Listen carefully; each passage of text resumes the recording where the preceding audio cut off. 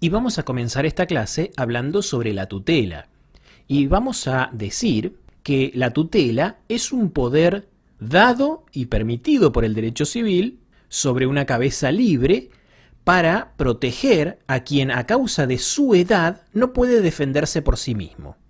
De acuerdo con esta definición, vemos que en el marco de la tutela se da una relación entre dos personas.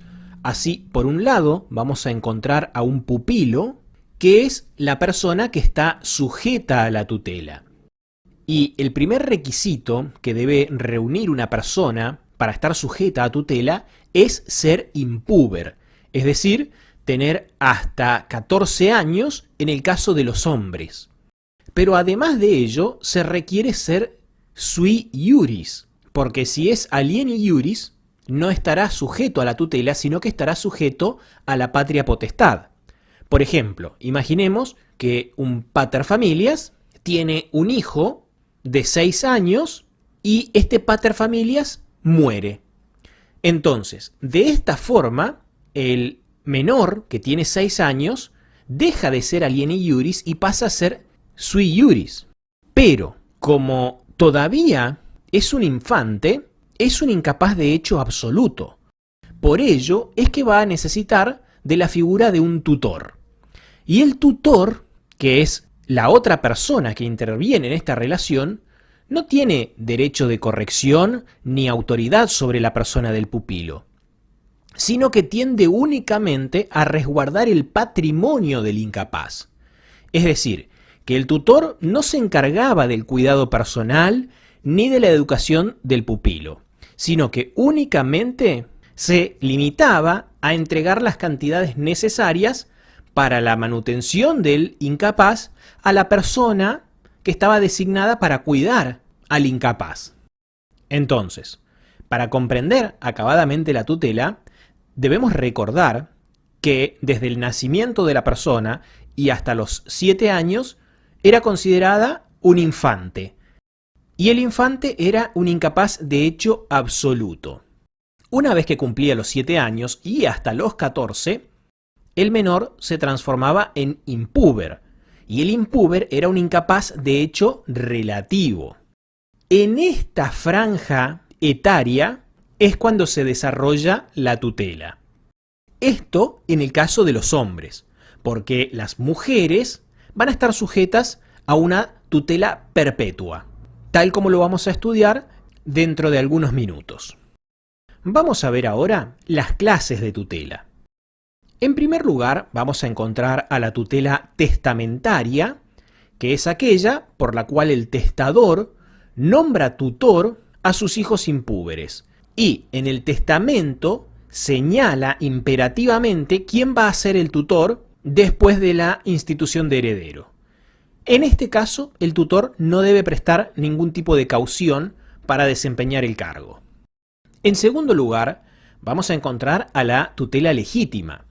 Y la tutela legítima es la que establece la ley a falta de tutela testamentaria.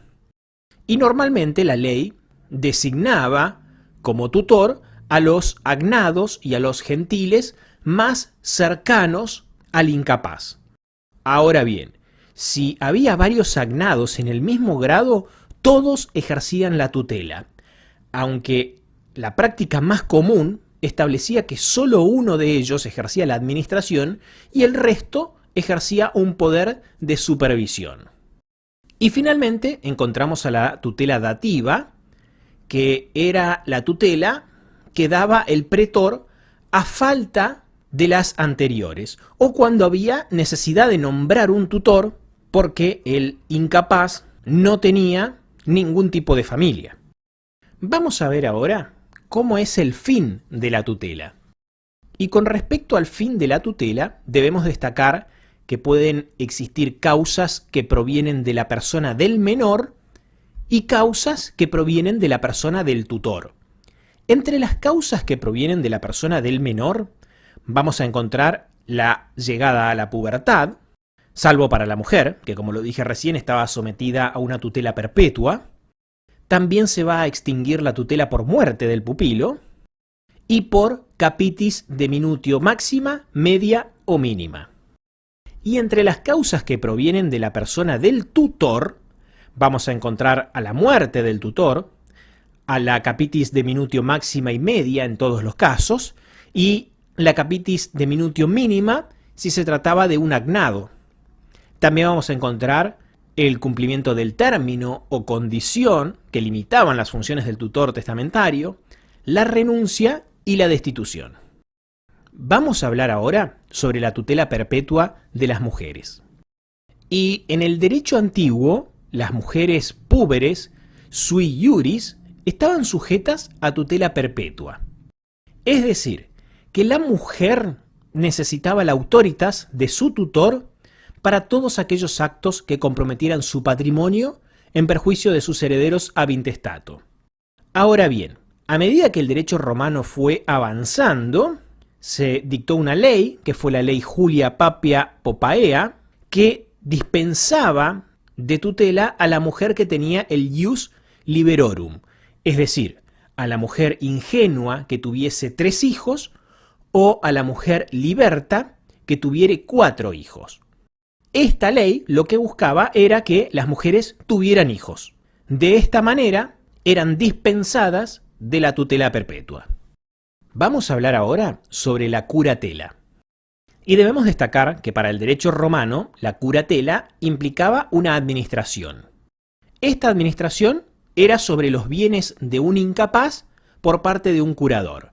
Es decir, que en el marco de la curatela tenemos también a 2 personas. Una va a ser la persona incapaz y la otra va a ser el curador.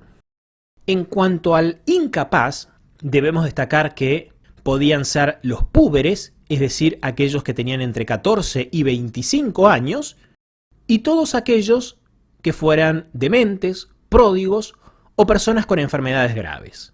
Entonces, en beneficio de estas personas era que se les nombraba un curador. Y la función del curador era administrar, ejerciendo los actos necesarios, a fin de proteger los intereses pecuniarios del incapacitado. Es decir, que la curatela tiene un funcionamiento similar a la tutela, lo único que cambia es quién va a estar sujeto a un instituto o al otro. La tutela, dijimos que es un instituto que tiende a proteger los intereses de aquellas personas que por razón de edad no pueden protegerlos. En cambio, la curatela va a proteger a aquellas personas que sean dementes, pródigas o que tengan enfermedades graves.